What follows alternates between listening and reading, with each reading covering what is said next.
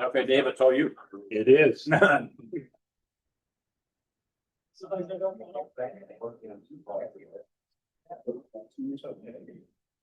have one.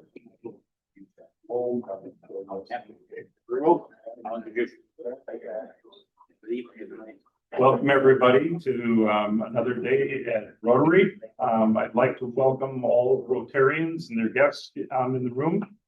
My name is Dave Mortel. I'm the immediate past president, subbing for Steve Sperling.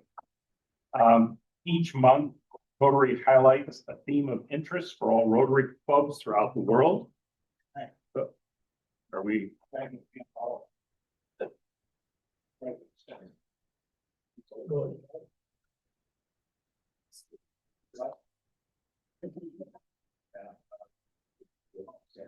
wouldn't want to have live meetings. This is also live because Are you good?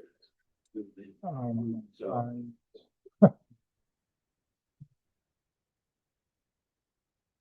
Yeah. I'm lost. Well, I'll just keep going. So this month the theme is interest for all Rotary clubs throughout the world. The theme for September is basic education and literacy.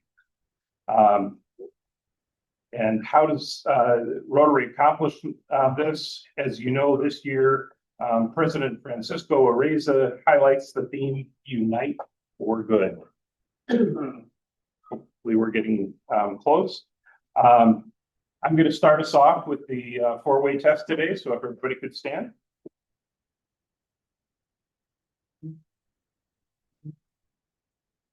And we have our sign over here. For all the things we think, say, or do, first, is it the truth? Second, they're all considered. Third, will it build goodwill and friendships? And fourth, will it be beneficial to all concerned? And fifth, is it fun? And if you could stay standing for the Pledge of Allegiance. I pledge allegiance to the flag of the United States of America and to the republic for which it stands, one nation, under God, indivisible, with liberty and justice for all. Thank you.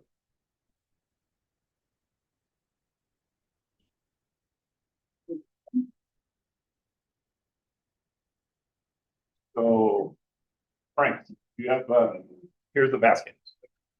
All for you. So does anybody have a happy thought for today? The microphone ready. Yeah. I'm going to start off with a happy thought or happy. Today is my dad is here with a new member, but it's also my parents' 71st wedding anniversary today. Wow.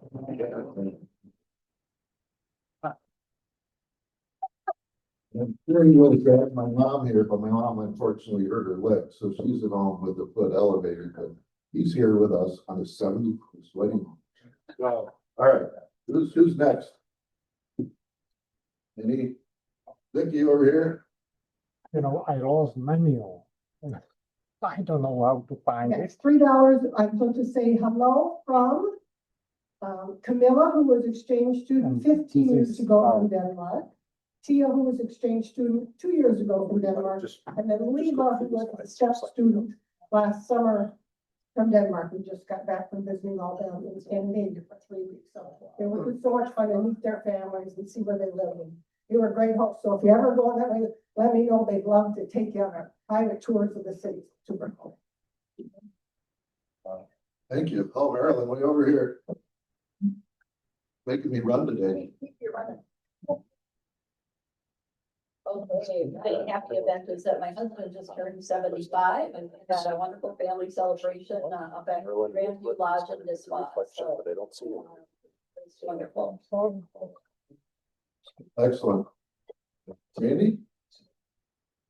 And I'm just really wet at 43 years, so congratulations on 71. That's pretty exciting. Else over here? Middle of the room? Okay, I'm bringing you back the microphone, Dave. I think you have one right in front, as you're bringing the microphone up. I don't wanna miss. Gonna introduce my cousin in a minute. She's terrified, but Pauline has been here 1 week, and in the week she's been here, she played in the Rotary Golf Tournament on Thursday, and Frank was in that team, and we were 2 over. On Saturday, she helped serve hot dogs. Wait, go back. All What right. happened at that tournament? Oh, and she, Pauline had a very special Pauline moment. also got the longest putt. Okay, to embarrass Frank and all the guys on the team. On Saturday, we went to Corey Hill and she helped serve hot dogs. We never got to eat one, and that's something we have to do before she leaves. And today she's at a meeting. So, pretty cool. Very good. All right. Thank you. Anyone else? Thank you. Mark, can you help us out with an introduction of our guests today? Yeah, let me find the sheet here and I can definitely do that. Yeah, though, I was gonna have that mic. Yes. All right, good afternoon, everyone. We're gonna start right off with the most important, not really, but she's the most important. She's here from a long ways away. She is our current youth exchange student from Italy, Sardinia, island of Sardinia. This is Eva Mott. And I'll let her introduce herself a little bit. Maybe not. Right now, it's pretty good. She doesn't know. So go ahead, stand up and let's just ask you a few questions. How long have you been here? 20 days, 6 hours, 9 minutes. School going good? What school are you going to? Okay, you doing any extracurricular activities, any sports or cheerleading or anything? Tennis. Okay, you just get done watching the US Open tennis? All right. Anybody else have a question real quick we can ask you? Hopefully she'll be here many times to visit us. Who's your host family right now? The Keelers. Okay, so that is Sherston and her husband, John. All right, well, welcome. We hope to see you many times. Come back anytime. If Deb can't get you, there's an email list that you can call all of us, email us and say, bring me to Rotary. Okay, welcome.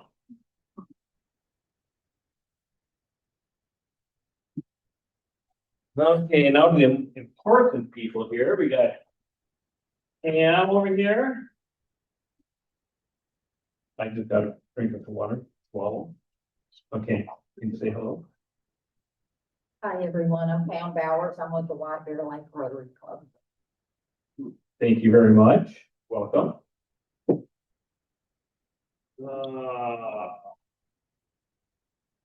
Colleen, you introduced Pauline already, right? Yeah. Okay, hi Pauline, nice to see you again. Andre Crockett. Andre is here with the Sports Mentorship Academy.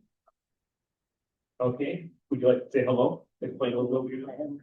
My name is Andre Crockett. I'm a sports bishop. I've been around for like 18 years. Many of y'all don't know that. Y'all was the first one to give me a grant 18 years ago to start my mentorship program. We had grown to like 3 different states.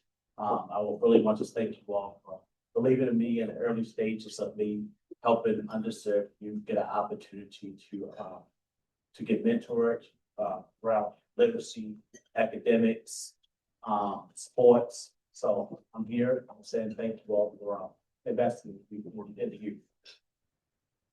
Thank you very much. You're going to have some in here again. Welcome. Thanks for joining us again. A lot of these people, you know, this guy over here, Mark Ostrom, he is retired Oakland County attorney. How long have you been retired, sir? It's been 5 months, just a little over 5 months. 5 months. Well, welcome back to Rotary. Thank you for joining us. Are you thinking about coming back to Rotary? Love to have you. Welcome. And Sharon Burke over here, Assistant District Governor from Waukesha. Hello, that's who I am. And I enjoyed meeting some more of you at Corey Hill this week, and that was a lot of fun. Great. That's good. Thank you. Anybody else? Did I forget here? Did we get you? George got you earlier or Frank got you? Nobody did. Okay. Apologize for that.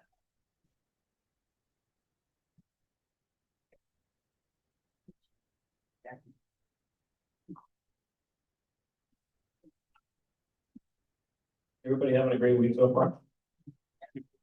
The sun's shining, it's gonna get warm. Can you turn your air conditioning off? Yeah, it's gonna go back on this weekend, isn't it? Hopefully you didn't turn your heat on. That's October 1st.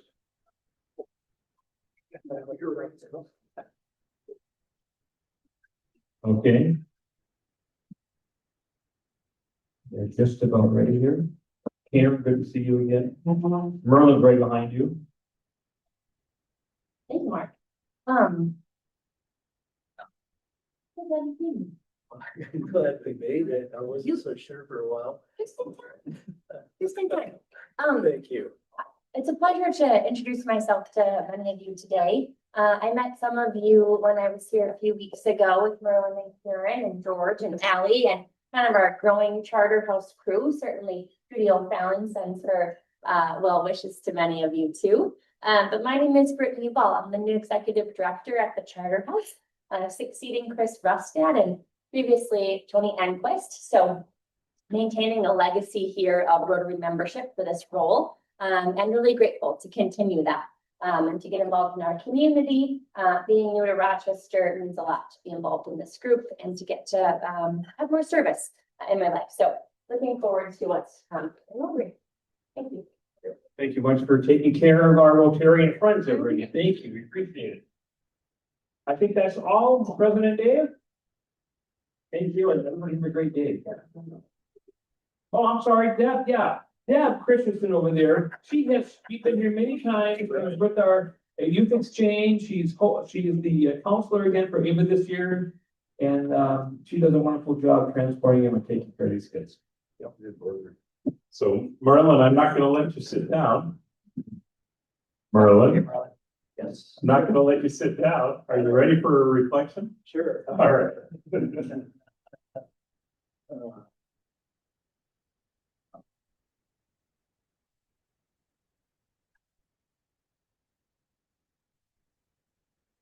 Okay, thanks, Dave. Sorry, we looked almost late, but very pleased that we made it at all. So that's in perspective.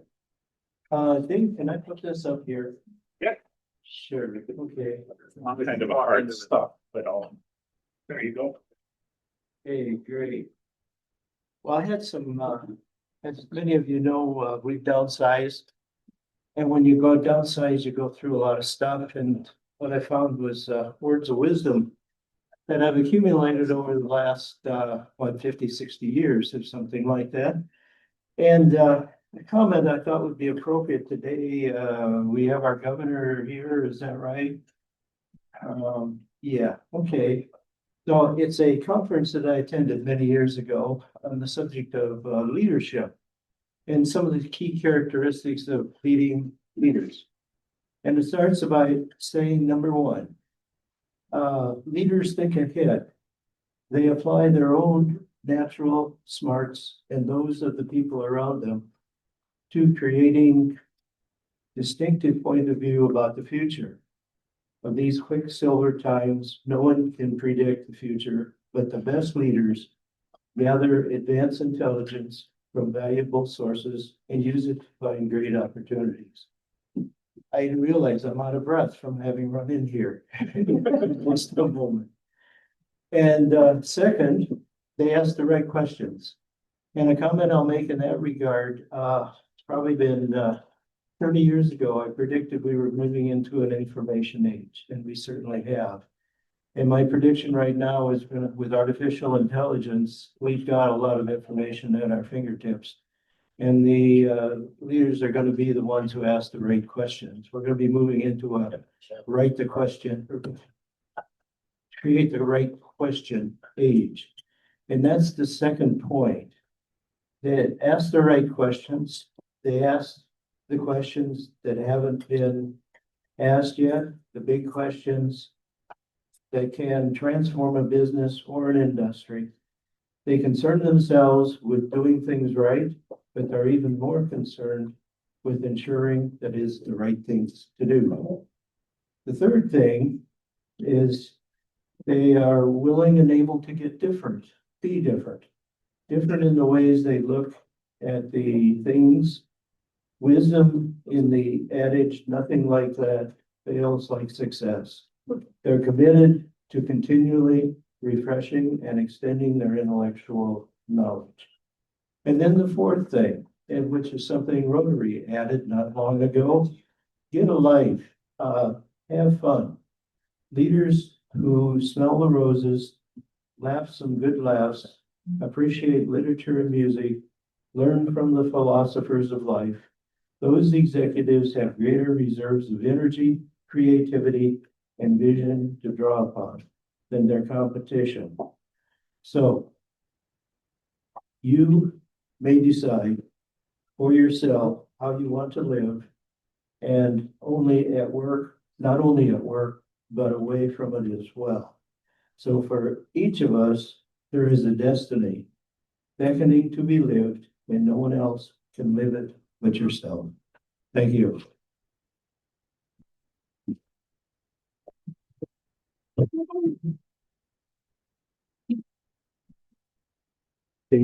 Dangerous place.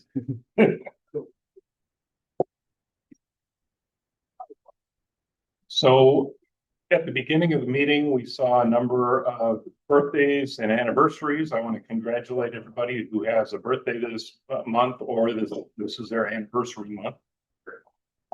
We have a number of things that are happening today. So I want to start out with introducing our retired Olmsted County District Attorney. You've already met him as he was introduced by Mark at the very beginning. But I want to say a little bit more about Mark. Mark recently retired from the Olmsted County Attorney's Office. Mark was elected to that position in 2006 and assumed the duties in January 2007. He was reelected 4 additional times in 2010, 14, 18, and 22. And his term of office was 4 years. As Olmsted County Attorney, Mark was the chief prosecutor for the jurisdiction. His office prosecutes all felony cases that occur in Olmsted County, along with all the lower level crimes outside the city of Rochester and other crimes within the city that the Rochester city attorney does not prosecute. The responsibility of prosecution includes providing support and assistance to the victims of crimes. As Olmsted County Attorney, Mark was also the chief civil advisor for Olmsted County, and his office represents the county in a host of other civil areas of practice. A significant role of the county attorney is to represent community services or social services in numerous legal matters, including protecting abused and neglected children and vulnerable adults, to voluntarily commit for treatment people who are mentally ill, chemically dependent, or severely mentally handicapped, or to obtain and enforce child support obligations and to establish the paternity of a child.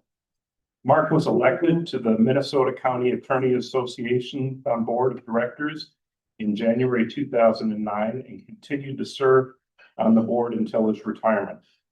Mark was a member of the MCAA Executive Committee from 2013 to 2017, served as the president in 2016. Mark was a member of the National District Attorneys Association and elected vice president of the NDAA Board of Directors. He served on numerous statewide committees and task forces, and under Mark's tenure, the Olmsted County Attorney's Office grew to 26 assistant attorneys, a complement of support staff, and employed up to 4 student attorneys each year. Mark has a bachelor's degree and a master's degree in business administration. And in 1997, he was a graduate of William Mitchell College of Law. Following graduation, he clerked for Judge Edgeter in Dodge County. He enjoyed a private practice as an associate attorney with a local firm, and from 2001 to 2006, was in a private practice in his own firm. So I would like to welcome you. It's a very long resume, but if you could join me today, we have the honor of providing Mark with a Paul Harris Fellow recognition. And the Paul Harris Fellow recognition acknowledges individuals who contribute or have had contributions made in their name of $1,000 to the Rotary Foundation. Rotary established the recognition in 1957 to show appreciation for people like you that have given substantial contribution to the broader community. So I would like, I'm going to take this down. I would like to present you with a certificate for the Paul Harris Fellowship in appreciation for tangible and significant assistance given for the furtherance of the better understanding and friendly relations among people of the world. And along with that, I would like to present you with this lapel pin. That's a Paul Harris Fellow. Congratulations.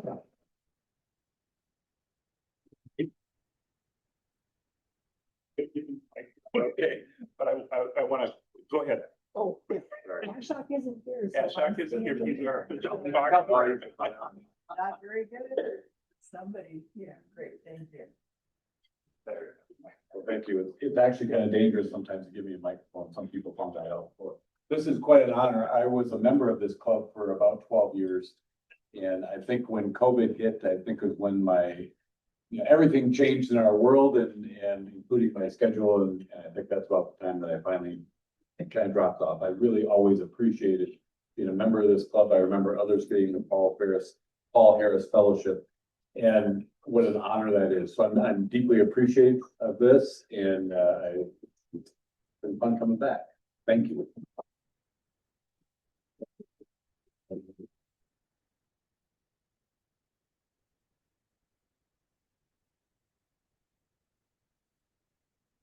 Next, and Dr. Allen, would you like to help out with the introduction? If not, I can.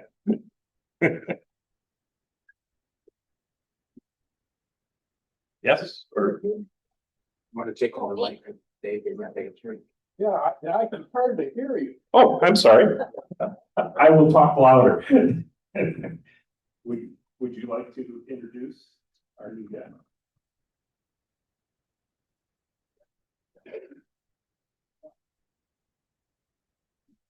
I would like you to meet Brittany. He's the director of the Charter House. And has been a long-term Rotarian in the past. And her grandfather My grandfather. was very, very active in the Rotary Club in the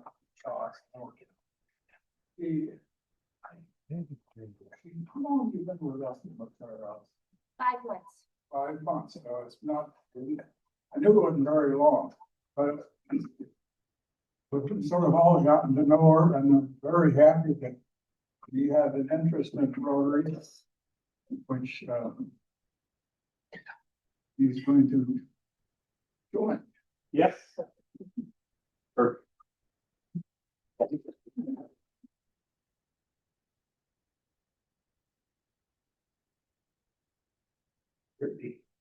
welcome. If you could stand for everybody. You have been invited into Rotary because you're an outstanding person in our community and in your chosen walk of life. Thus, we welcome you to the membership of the Rotary Club of Rochester and in the fellowship of Rotary International throughout the world. The responsibilities of membership have been explained to you, and your fellow Rotarians expect you to honor the principles for which Rotary stands. The motto of Rotary is service above self, and we commit it to the personal care of each Rotarian so that it may be respected and allowed to grow among those with whom we come in contact. As a token of this ideal, we present you with the Rotary lapel pin. We're going to let you in that. as well as a code of ethics and a new member folder with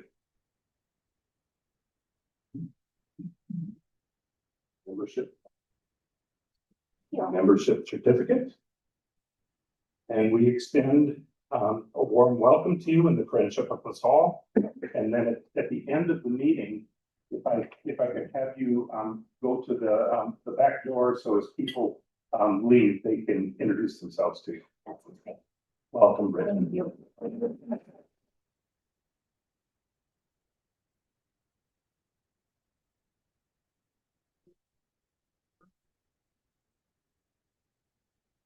Lots of fun stuff today.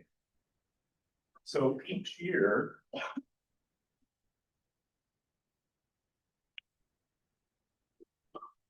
as we have speakers come to Rotary, we have a local charity that we provide as a recognition or a thank you for their presentation. This past year, our chosen local nonprofit was the Youth Sports Mentorship Academy. And the Academy was established in 2009 as a nonprofit organization to respond to the growing number of untapped potential male students that were falling through the cracks at schools and are already engaged or entangled with the juvenile court system. A major contributing factor is the lack of after-school opportunities for middle and high school youth to participate in. And research indicated that Black males are often not permitted to participate in after-school activities due to academic deficiencies or disruptive behavior. As a response to these difficult circumstances, it's the focus of the Academy to provide untapped potential male students with a positive environment in which they can learn skills that assist them in their development and success. At the middle school level, to help assist with their future development, we partner with colleges and recruited collegiate athletes to lead comprehensive activities for the success of our participants. So with that, I would like to ask Andre Crockett to join me. He already introduced himself earlier.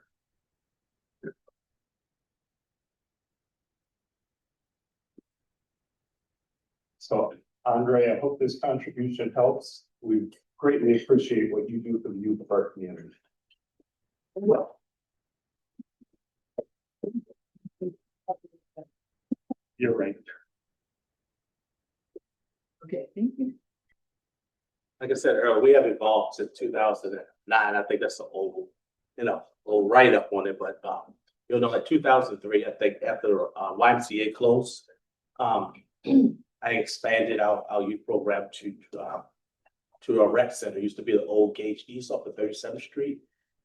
People don't know, when I was in college, I used to run the LINK program, the Y Mentor program. So I brought some of that over to 37th Street. A lot of those kids who live in 37th Street used to go to the YMCA. They didn't have access. Once that closed, they have no mentorship program, no sports program on the northwest side of town.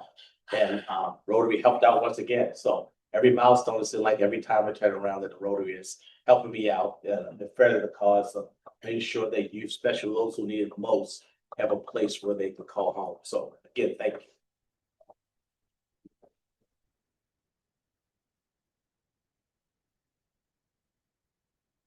Okay.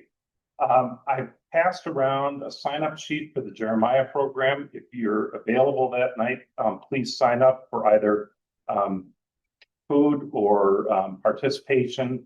I think it's over here if anybody has questions. Any quick thoughts?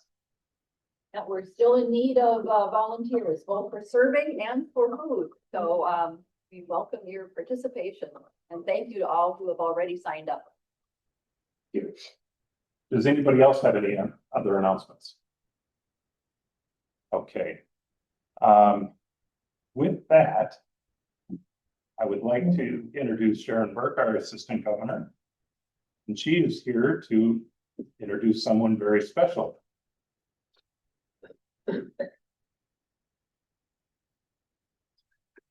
Thank you very much.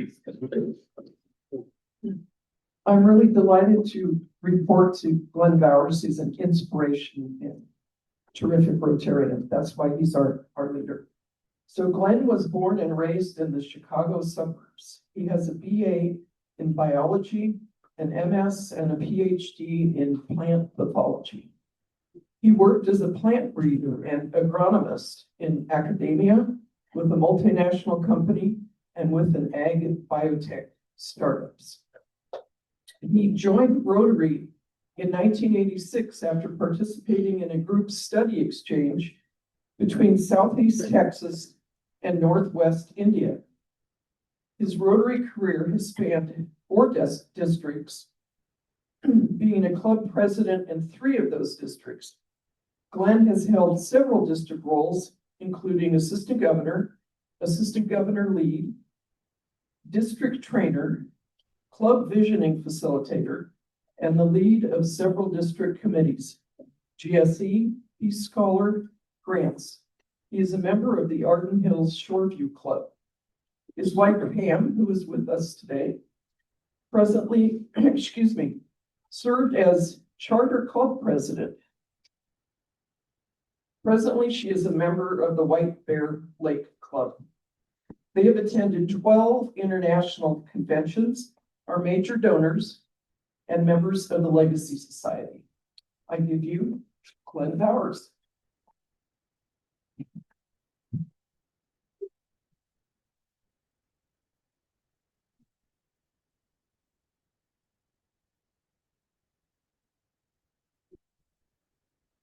Yes. You might share. Well, I could simplify and say we're Rotary geeks. We drank the Kool-Aid a long time ago.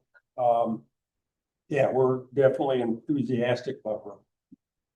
I learned a long time ago, though, that when the dreaded district governor's official visit is happening, you don't want to tell your members to show up. First time I had a club president run the other way, though. I should fill it in. I guess I need to share.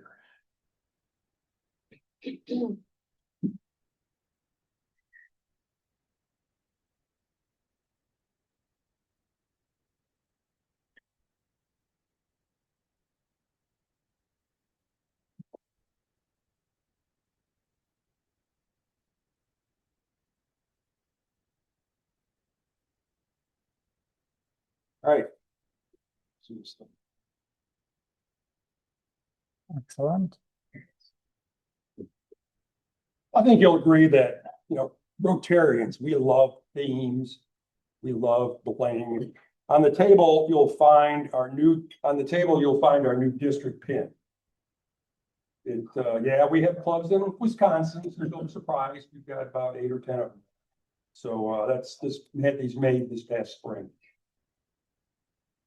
Make peace visible. I know you're familiar with that. That started as our district theme back when Patricia Cleese was district governor. We adopted for 3 years, so this is year number 3, and we'll probably continue with it going forward. We'll talk some more about peace in a few minutes. Then we've always had this presidential theme, right? And this year it's Unite for Good. Pretty simple words, but it's got a lot of complexity and layering underneath it, which I'll talk about. But actually, it's no longer a presidential theme. The way it was it's been is the incoming president of Rotary suddenly wake up in the middle of the night and go, aha, it's the magic of Rotary, or Imagine, or all the other ones we've had. But then people especially in Evanston, got thinking, we have challenges with identity in the world outside of Rotary. And we want to have a unified brand and unified public image. And there were people in Rotary that said, wait a minute, I thought we were service above self. What is this magic Rotary? Are we doing something different? And then people outside of Rotary were totally confused. So now instead of waiting for this lightning bolt to hit the incoming president, the staff in Evanston come up with a presidential message. Semantics, maybe theme message, but Unite for Good is something that we're going to keep for a while. There may be massaging, I imagine, but it's something that the idea is for consistency in messaging. We've had themes for a long time. The first one was 1949, 1950. You know, this is pretty concise, right? And Unite for Good has a big message, 3 words. Well, that first president of Rotary International that came up with the idea of a theme wasn't so concise. That first theme was 83 words long. Wow. Can you imagine Russell Hampton trying to put that on a pin? So, I mean, Unite for Good, that's, let's say, complexity. You guys unite within a club. You come together, many hands, work on projects, fundraise, more than anyone could do individually. So we're uniting within clubs. You unite with other clubs, particularly Rogers, 3 clubs, you do a lot of things together. You work with other clubs in the district and outside the district. That's more uniting. And we've seen today that you partner, support other organizations in your community, nonprofits, you work with profits. So that's more uniting, right? So the message is simple, but complex. And through that uniting, we do a lot of good things in our local and global community. Well, hopefully you've seen this before. This is Rotary's vision statement. Together we see a world where people unite and take action to change, to create lasting change across the globe in our communities and in ourselves. And ourselves is important too. You know, we learn, we do projects, we take leadership roles. And if you're like me, if I help somebody, it makes me feel better about myself. So I'm improving who I am. If you look at the large print words here, together, people create change. Kind of sounds like Unite for Good. So we're not trying to change the direction of the battleship at all. It's working together to make the world a better place. Well, and, you know, by now, hopefully you've seen that we have a new president of Rotary International, Francesco from Italy. And you probably have seen that we had a previous president. I mean, to me, Francesco's got to be one of the bravest people in the world. And we explain that, you know, we had Mario from Brazil was coming in as our president. And about 5 weeks before stepping up to the role, for various reasons, he had to drop out. And I know, you know, all of you sit around, I can tell by looking at the group that you read the RI Constitution and bylaws. So I'm telling you what you know. The Rotary has a lot of governance documents, so they know things happen. It doesn't always go according to plan. So if the sitting president of RI has to drop out, they call up a past president of Rotary. Makes sense. They've had the experience, the connections, they know the game, what to do. Not so if the incoming president drops out. What they do then is they go back to 2 years before that pool of candidates that they interviewed for the RI president position. When you're getting ready to be a district governor or president of Rotary International, it's lots of training and it's multiple years. And I know, like I spent several times with Mario from Brazil. He was going to be our president during my year. And in his last 6 months of his term, he went to 75 countries.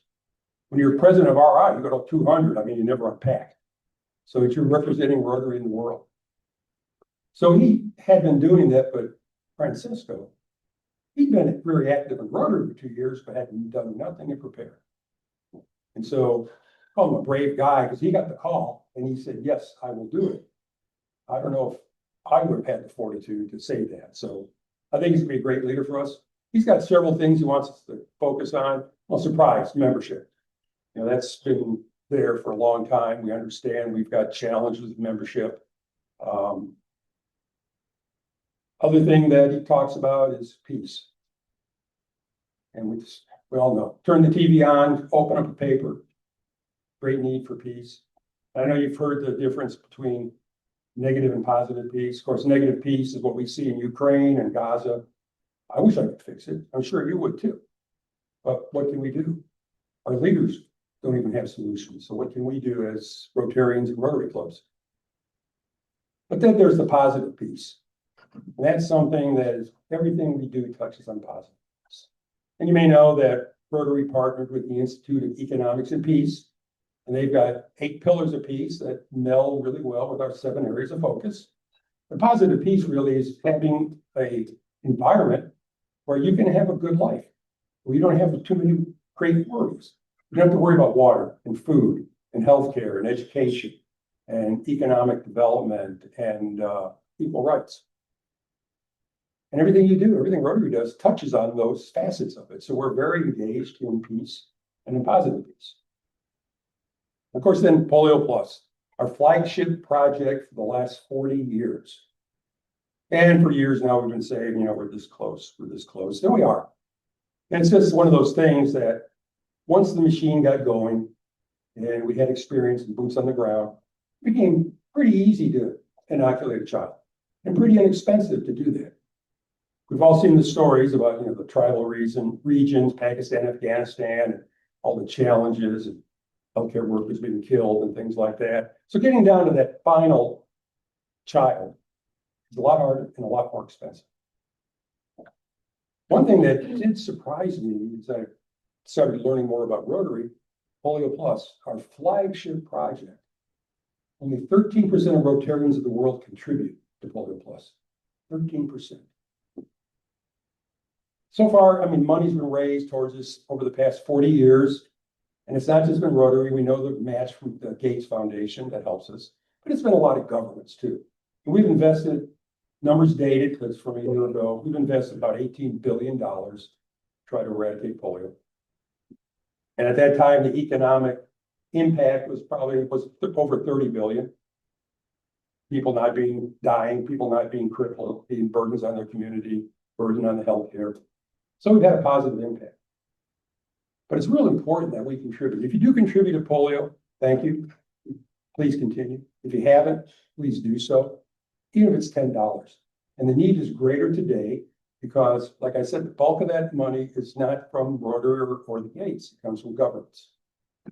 And Canada, US, European, Australia, on and on have given the bulk of that $18 billion. But we all know what's happened in Washington and some of the change of direction. And through the World Health Organization, which we have stopped funding, we used to give US tax dollars $100–200 billion a year towards the polio project.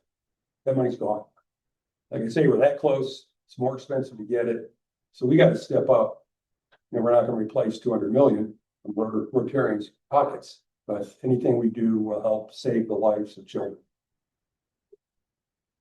Francisco also has several core values that he talks about, and two of them kind of have resonated with me. One is friendship. You remember Paul Harris, he didn't create Rotary because he wanted to save the world. He was a young lawyer in Chicago who was lonely and had no connections. So reached out to a few people and Rotary was born. So our main first tenet was fellowship, and it's still a strong one today. Yeah, we want a service above self, but you look at any Rotary documents and it's fellowship. Friendship. And I think it's in a club. That's what's the glue that holds things together and gets the work done. His other one is trust. So if you're friends with people in the club and they say, hey, I need help Saturday morning at 8 o'clock for this project, through your relationships, you're going to step up and do it. And the person that's asking knows you and they trust you and they know you're going to be there. So those core values of friendship and trust is what is the oil behind what we do, lubricates our efforts. Well, you guys have it too. I mean, 100 years, right? I was fortunate to attend that event. You got youth exchange, and hey, you're in the picture, I think, down there. I mean, you had your Quarry Hill Nature Center activity, White Oaks Park cleanup, working with Strive, other youth programs. So doing a lot of good, friendship, trust, impacting your community locally and globally in a positive way. Well, I always got to talk about membership. Can't have a district governor show up. And we all know it's a challenge. That line's going the wrong way. That's the district numbers over the last 16 years. We've dropped about 35% in membership in our district, over 1,000 members. And if I put a graph up for any district in the Americas, Europe, Australia, it looked the same. You might have ones that have a bump one year, but it's all that downward trend. The only place we're really growing is in Asia. You mentioned I was group study exchange to India 40 years ago. When I went, it was one large district. Districts are based on the number of members. Well, now that area is 5 districts. It means they got 5 times as many Rotarians that they had 40 years ago. Opposite from North America. And there's, a lot of factors. It was kind of mentioned earlier about younger generations and joining. I'm reading a book right now called The End of Membership as We Know It. And it talks about how, what's us boomers and our parents, through the environment and everything else that was going on, we became people that were in associations and joiners and active that way. And younger generations aren't. So that's why we have to kind of change our messaging. And it's not just us, it's it's Lions and Kiwanis and Masons and whatever else all have the same challenge of people not joining. And there's other outside factors. I mean, that's of course the pandemic. We had a negative slope, it made it more negative. There are clubs that, like Pam's Club, White Bear Lake, they formed a satellite club during the pandemic, so they grew by 25 members because of that. But the bulk of the clubs in our district dropped. A lot of them, these smaller clubs, might go down 75% from the pandemic because they stopped meeting, a lot of reasons, and they've never recovered. There's never been the regrowth. So we have a lot of clubs that I worry about. And I was asked, what do these clubs have in common? The answer is these are the clubs we've lost in the last 16 years. The Rosemont Club in May voted to disband. The Albert Lee Club voted to give it 1 more year. We had probably about 8-10 clubs that didn't get a club president until after June 15th. Because I've been president once, I've been twice, so I don't want to do it again, that kind of stuff. Because remember, it's all around membership. So what we got to do is try to help all clubs grow.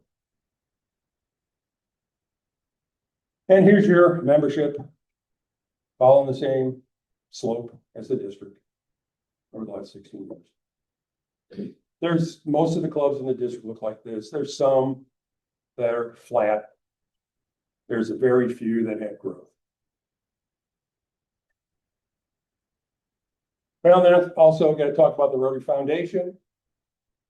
This is 4 years per capita giving to the annual fund. And you guys are pretty strong.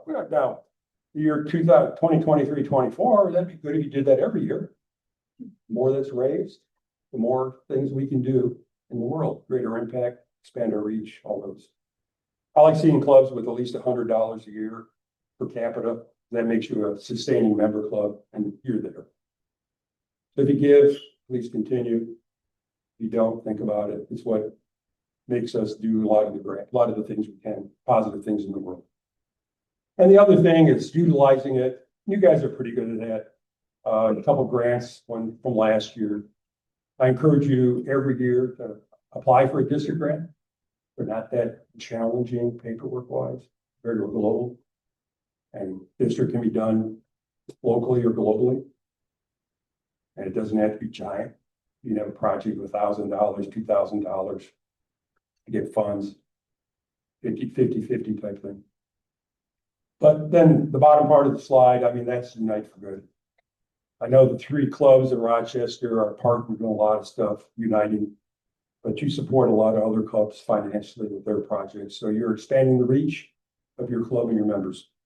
Thank you and keep up good work. So kind of talked about current state, history a little bit. Now, what are we doing going forward? So there's 3 areas I want to touch on: Crutches for Africa, which I know you have familiarity with, food security, and mental health. Those that don't know the backstory, there was a Rotarian from Colorado who was in immunization days in Africa. And he saw things that we see in like Rotary pictures and movies about people that got polio and their kids and were crippled, crawling down the road and stuff like that. What he saw that really moved him was this guy was trying to get to work and somebody else was dragging him on a piece of cardboard. It's like in mobility devices. So we got back to Colorado, and it turns out this gentleman was a polio survivor. So he really felt strongly about it. He got home and he said, you know, Grandma died 5 years ago, and her wheelchair is in the basement. Every time I go across the street to talk to Bob, I see those crutches hanging in the garage. I know Bill and Mary, they've had 4 knees replaced. Why do they need a walker? So you got the idea of collecting this used equipment that today, you know, United, a lot of the places, Salvation Army, Goodwill, they don't take those kind of things anymore. So they go to the dumpster. So the idea, let's put these to work. So last year, the Stillwater Sunrise Club got a district grant and working with 14 other clubs. You guys aren't in that 15, but I know you worked, the risers were the ones of that 15, but you worked with them. Collected 3,700 devices, mobility devices. So that impacted 3,700 lives, plus their families. Plus now, that person, instead of begging on the street corner, maybe they've got a way to get to work and they got a job. So they're impacting other lives in their community by having a positive impact. And the other, I think, key number here is that if clubs had gotten grants for new equipment, it would have cost $1.4 million. So we kept 37 devices out of landfills or gathering dust in the basement and did it for a lot cheaper and got it to people in need in Africa. So we're going to have a district project this year. And we're asking clubs to come up with their own strategy. And we've got a team that'll connect with clubs to help. But do a community collection event or multiple events throughout the year, have some type of drop-off place set up. And we're challenging clubs to do 150 devices. Now, I've had clubs that maybe only have 12 members and that they think, well, that might be hard. But if it's in a community that this hasn't happened before, it's probably not. And I've had other clubs say, well, that's way too low. We're going to get a lot more than that with our efforts. And we also want the clubs then to come up with $500 to help with getting the material to Africa.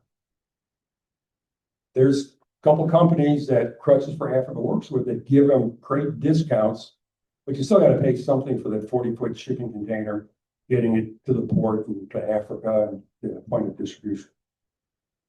There'll be more information coming on this. We're probably going to terminate or come to culmination, late spring, and get the material sent. So think about it. We've already in discussions, we've got a partnership set up with Courage Kenny. And we're talking with the line of health just to have a more broad one to be able to access stuff and all of their medical facilities, plus then use them as an educational tool to tell people, hey, here's a way that you can put your things you don't want anymore to good use. Well, conference last year in May, you were there. Hopefully you agree that it was a fantastic event. If you weren't there, I'm sorry. We talked about a lot of things. We had 19 breakouts. We had youth stuff. We did a food pack with the inbound youth exchange students, on and on. But the main topic was food security. In our district, I don't think we have anybody at the risk of dying from starvation like we see in Gaza and South Sudan. But every community's got people that are food challenged. It could be the shut-in that doesn't always find access to food. It could be that single mother who says, do I pay this bill or do I buy food for my kids from this? Every community's got something. So we had this conference. We had somebody from the UN World Food Program as a speaker, somebody from the Gates Foundation. And in the bottom left, I don't know if you know Mark Ritchie, but he was Secretary of State at one time in Minnesota, and he was our MC. And a lot of the program of scale grant, $2 million one that Rotary does once a year, was awarded to Columbia. They were there. And they all wanted a lot of energy. So and they were there because they wanted to help us. Because that guy from Gates came from Seattle. The guy from the UN World Food Program came from San Francisco. We didn't pay a penny. We didn't give them a stipend. We didn't even buy their plane ticket. Because they wanted to be there. So what we want to do is take that energy that we have and grow on it and really help more on this food security area. So if you have projects in that area, great. Keep them up.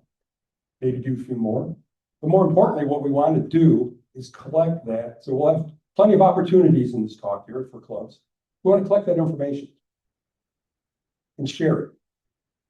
Because if you do, if you feed 100 people, 500, 10,000, people appreciate it, create public image locally. But if our 54 Rotary clubs can feed up to 1 million meals, 5 million, 10 million, now that's a big number. Now people in the news media, whether it's Fox, CNN, CBS, or St. Paul paper, will listen to us, maybe give us positive public image about how we're making an impact in the world today.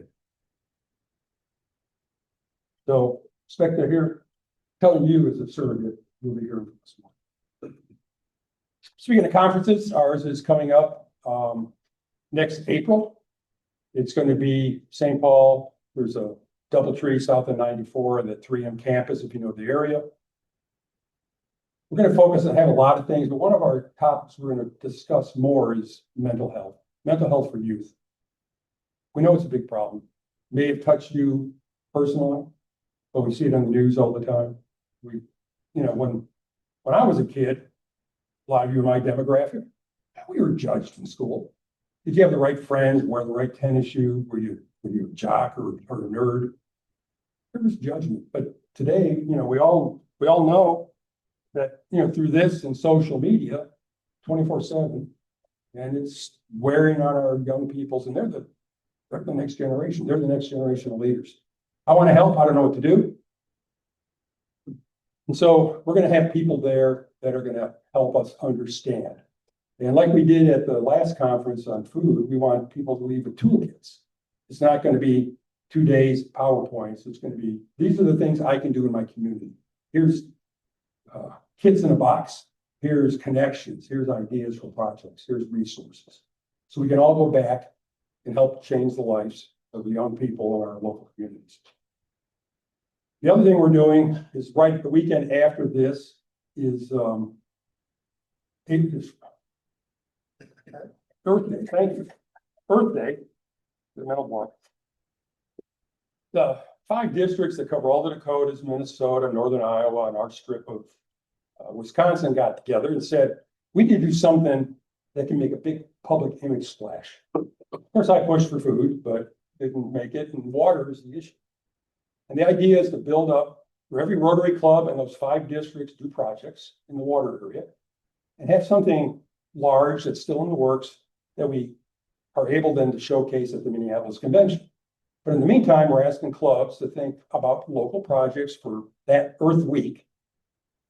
Is it cleaning up a river, cleaning up around a lake, promoting an adopt a drain program, educating people about using less fertilizer in their yard because over fertilizer just runs off and gets in the waterways. We got a team, Patricia McLeese is leading it, get more information on that. So then we'll take that in the 5 districts and use it as a big public image message. Now maybe we can get national news to listen to us and say, this is Rotary. This is what they do. Not a bunch of old white guys smoking cigars in the bathroom. A couple more opportunities for you before I finish. As of July 1 this year, you can get a Rotary license plate in the state of Minnesota. This is Tom Gump. You may know him. He's a PDG for District 5950. He's also the incoming director representing our zone, paired zones, on the RA board next year. He was champion for about 8 years to try to get Rotary plates. Probably the big main reason is the Lions already have one. So a couple of years ago, I was invited to join and had the opportunity with Tom to go to the Capitol and testify to the Senate committees and House committees. We got it passed. You don't have to get a vanity like Tom did with join there, but you think about the Rotary wheel, public image. The other thing that's written into the legislation is that additional money you pay for that wheel comes back to Rotary. And there's a formula there that'll be divided between the 3 districts, but it'll be public image plus fundraising, double win. Of course, convention, another opportunity. I guarantee you it's not going to get any closer in Minneapolis. And if you haven't been to one, or if you've been to one, you know how powerful they are. You know, like I said, Pam and I have been to 12, and we've been anywhere from 12,000 to 45,000 Rotarians that are excited to be there. You'll learn a lot of stuff, come back with energy. So attend, please. Couple opportunities related to that. Takes about 2,000 volunteers to pull it off. So we're gonna need volunteers from 5960, 5950, so on.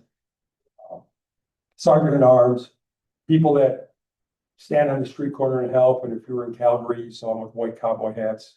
We're not gonna do that. Maybe dress up as Paul Bunyan or something.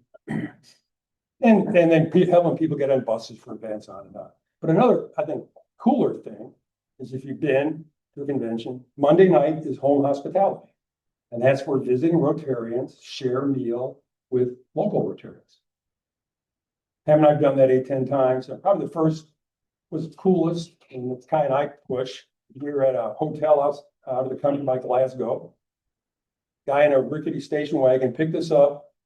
We had trust, like the fellowship of trust. And we went to his house, had a nice meal with 2 other couples. Only bad thing is they were Americans, so not diversity. But at the end of the meal, these little kids pulled out musical instruments, played them, and sang to us. You know, it's home hospitality, right? Now, the other extreme is 500 people go to an event center, you meet people, but not coolest.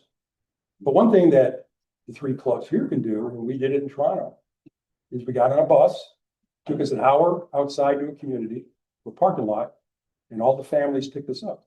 And we went to their homes, and it was small groups. And then at that point in time, they brought us back to the parking lot, and the bus took us back into Toronto. I think that'd be a great idea. And Roger, you're close enough, and with the 3 clubs, you could pull something like this off. More information coming, but think about it. And quickly, the last couple of things. North Star, bring it up because November 15th is the deadline for outbound applications for next year. And then talk about friendship exchange. We haven't done one for a few years. We did before the pandemic, one with Israel and one with Germany. Those that don't know, friendship exchange is not an official Rotary program, but it's sanctioned. So back with group study exchange and pastoral scholars, remember that you couldn't have a biological relationship with a Rotarian. Because they don't want to be self-serving. Money came from the foundation. So we're talking about doing one sometime late spring between here and Argentina, the district that includes Buenos Aires and province both. And it's an opportunity for 10, 12, 14 Rotarians and spouses that they want to go and experience Argentina for 2 weeks and stay in the homes of the Rotarians, be shown the culture, shown the sites, lots of fellowship. So the details are coming. We're still working them out with people in Argentina. But keep it on your mind. If you ever wanted to go to Buenos Aires, you have to pay for the airfare. Then once you're there, pretty much everything is covered. Then on the flip side, a team will be coming back here. And they'll move around the district, but might as well come to Rochester for 2 or 3 days. So there'll be that opportunity, say, where host families will be needed. Or maybe if there's even 14 people, it might just be 7 hosts if there's couples coming. So no more opportunities to keep on your list of things to do. Well, thank you for having me here today. Try to give you current status plus lots and lots of opportunities to keep you busy. So thank you.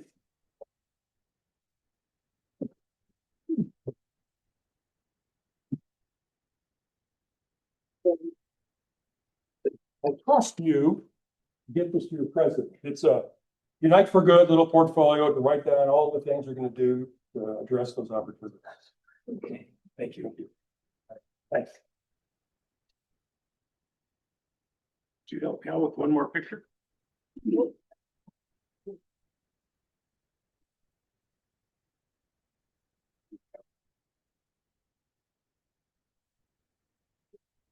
Karen, did you join us as well?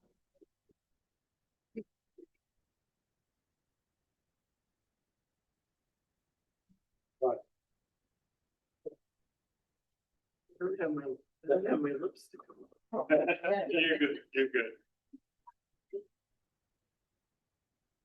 Perfect, thank you. Thank you. I'm getting to know 52 because I did Greater Rochester yesterday.